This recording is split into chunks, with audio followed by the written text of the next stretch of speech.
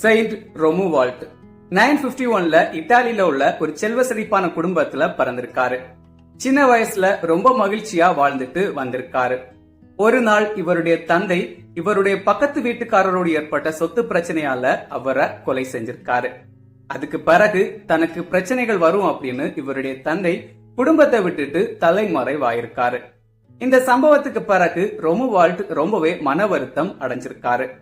தன்னுடைய தந்தை செஞ்ச தவறுக்கு பிராயச்சித்தம் செய்ய முடிவு செஞ்சிருக்காரு. புனித ஆசீர்வாதப்பர் சபையில சேர்ந்து துறவியா வாழ துவங்கியிருக்காரு. அப்போ அந்த துறவு மடத்தில் உள்ள விதிமுறைகள் ரொம்ப எளிமையா இருந்ததால அங்கிருந்து வெளியேறியிருக்காரு. மரினூஸ் அப்படிங்கிறவரோடு சேர்ந்து பயிற்சி பெற ஆரம்பிச்சிருக்காரு.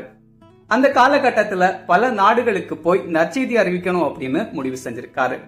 ஒவ்வொரு தடவையும் ஒவ்வொரு நாடுகளுக்கு போய் நற்செய்தி அறிவிக்க தயாராகிறப்போ இவருக்கு நோய் பாதிப்புகள் ஏற்பட ஆரம்பிச்சிருக்கு.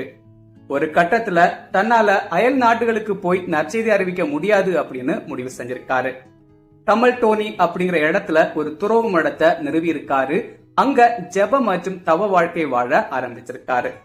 அந்த நேரத்துல பக்கத்து வீட்டுக்காரரை கொலை செய்து தலைமறைவான இவருடைய தந்தை திரும்ப வந்திருக்காரு.